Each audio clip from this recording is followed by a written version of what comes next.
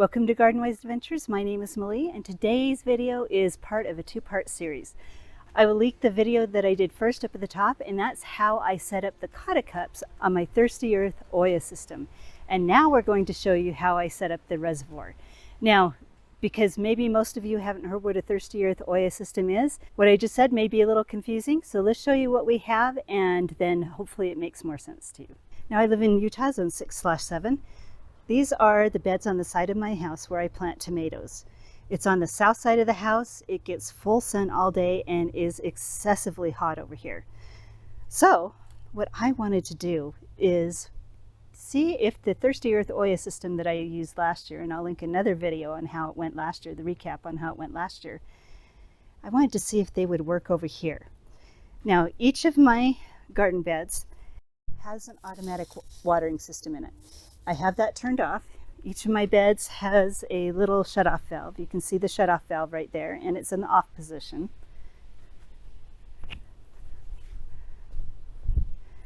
This bed over here has a shutoff valve that's inside the bed somewhere.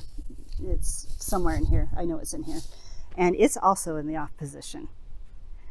So, in the last video, we set up the cotta cups, the terracotta cups.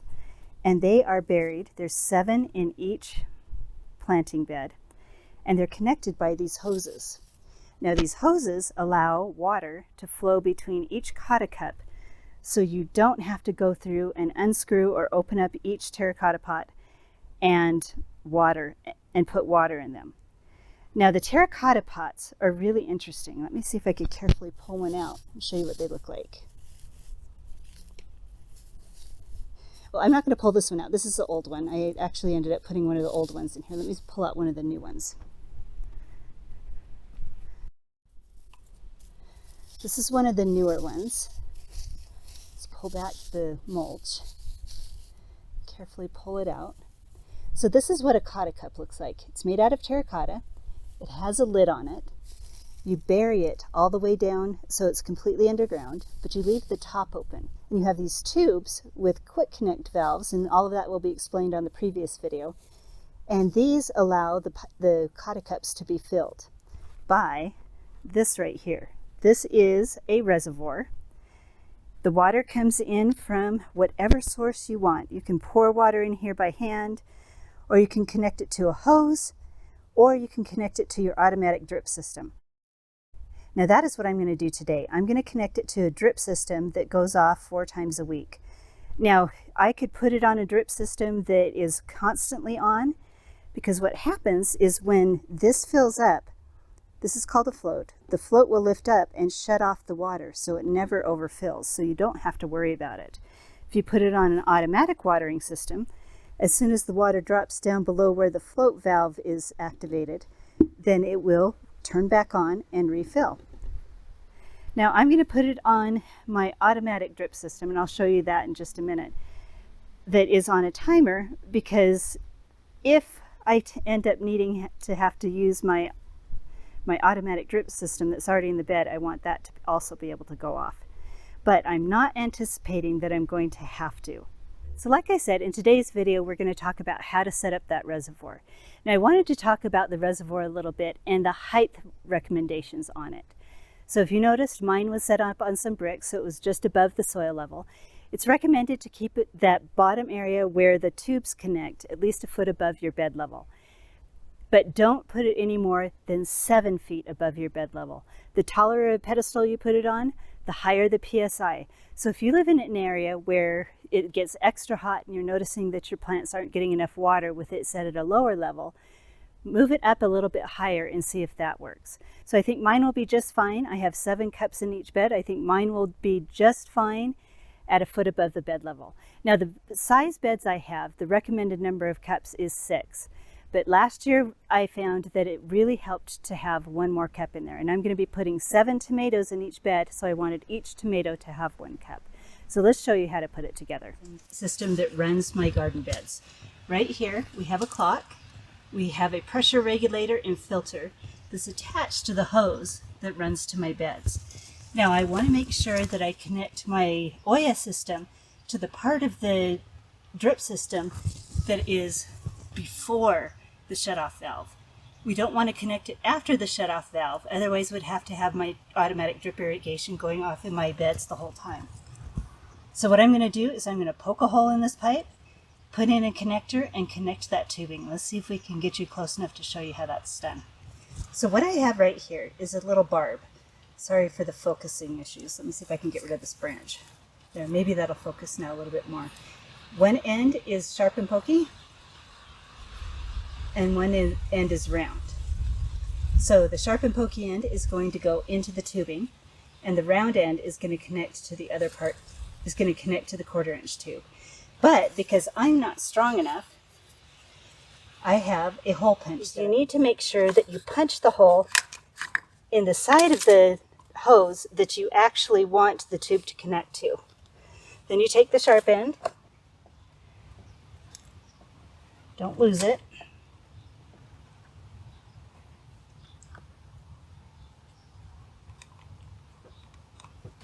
push it in until you hear it snap. Make sure it's all the way seated in, and then you have this area right here that you can connect your 1/4 inch tubing to. So you just slide the 1/4 inch tubing in over the top and make sure it's in really tight.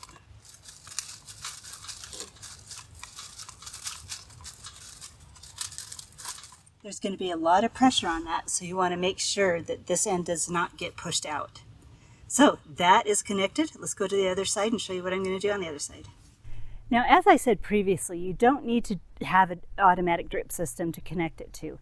This right here is a hose converter. You just screw this to the end of the hose. This has a quick connect right here where you just slide the 1/4 inch tubing in, and then you can fill it up with the hose.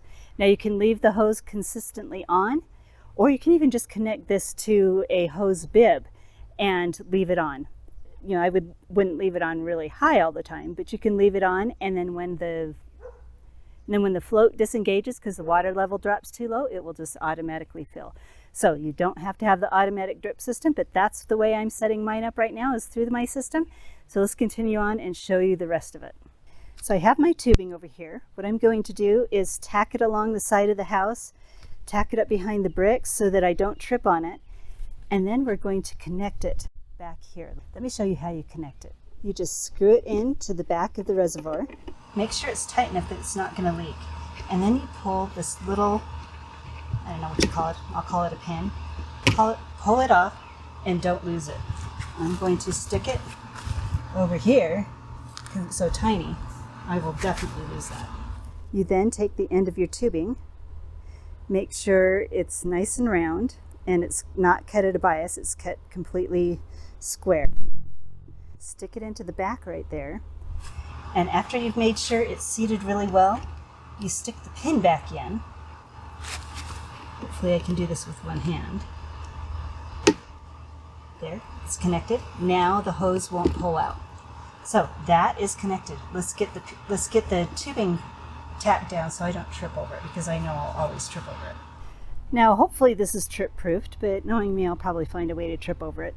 But that's how I like to connect everything through the back. So now it's ready to be filled, but we've got to connect to the front part, which is right here, to our whole system. So to connect our system together, we have several different parts. First, we have this quick connect right here. This is just another quick connect.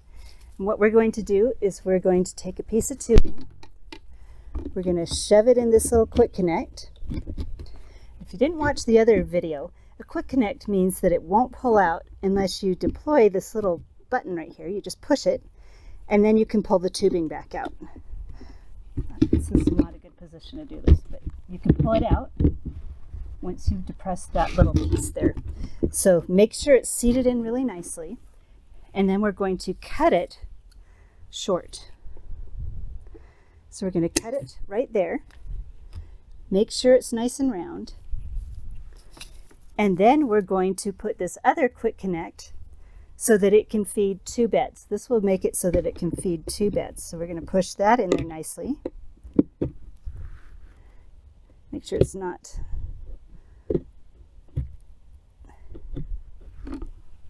Got to make sure it's a clean cut. That wasn't a clean cut. There, that's a clean cut. Make sure it's not squished. Attach it to the quick connect. Now that's on there nice and tightly. And that makes it so that we can connect it to the two different beds. Now, because we might want to work on each bed separately when the reservoir is full, we're going to put some shutoff valves on there. Now, these are shutoff valves, so we're going to cut some more tubing. We're going to stick it into this quick connect right here. Cut that off. Connect it to the other side. Both of those are in there tight. You can make these any length you want. We're just going to add these shutoff valves also have quick connects. Make sure that's nice and round and not squished. Attach that there. Attach this here. And now you can shut off each bed. I know they're not the same length, but that's just the way it worked. Then the next thing that I'm going to do is I'm going to take this tubing, attach this to the shutoff valve, make sure it's in there nice and tight, and we're going to attach this to the bed. Now let me bring you in close and show you how we're going to attach this to the bed. So we have the quick connect on top of each little reservoir. Each of those reservoirs is connected to each other, and then this is the last part. Let me show you the end. The end only has one side so that we can actually have an end, and the water stops at this one. Now I don't know if I'm going to be able to do this with one hand, but what we're going to do is we're going to take this little tube. Yeah, we did it. Shove it into the quick connect, and now this entire bed is connected to the reservoir. Once it has water in it, we can start filling up these cotta cups, and I'm going to show you how we're going to do that in just a minute.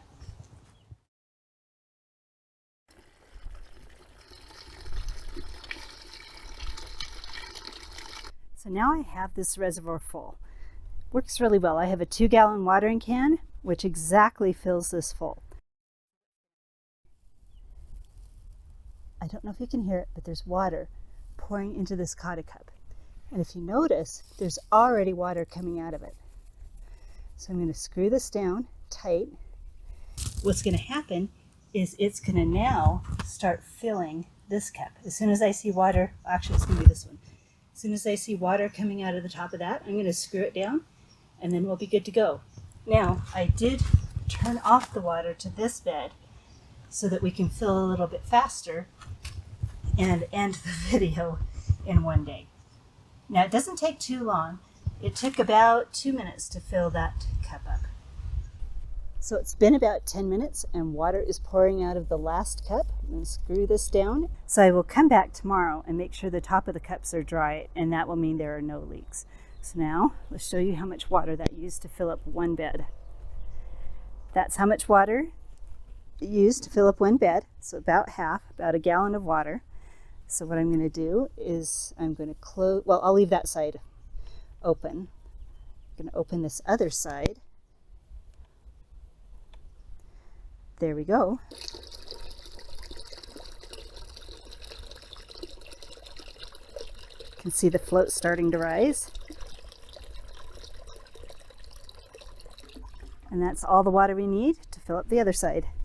Now, once the other side is filled, I'll put the lid on top of the reservoir, and then I'm going to wait to plant my tomatoes. I was going to plant them today, but we've got some really cold nights in the low 40s, which is enough to stress tomato plants. And I could cover them. I could put wall of waters on them. I could put plastic over my greenhouses and put my frost cloth over the top, and they should be fine. But since it is only the middle of May and every day after that looks really good, I'm just going to wait for a few more days until the cold nights are done. Now, I wanted to talk about one other thing that Thirsty Earth sent out to me, and that is their fertilizer. I hadn't thought about fertilizing plants through the Olla system, but you can do that. You can add fertilizer into the Olla. I think you could probably do fish emulsion. I'm going to try out theirs and see how it works. And you can just fertilize your plants through the Olla system. And I will bring you along when it's time to plant my tomatoes in a few days, and hopefully they'll be okay.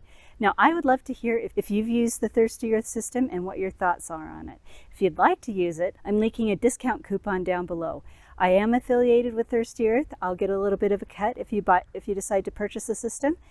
and you will get 10% off. And I have to tell you that after using it last year, I really feel it is totally worth it. So hopefully this video has been helpful for you. If it has been helpful, I hope you like, subscribe, share it with your friends, and you'll have a wonderful garden.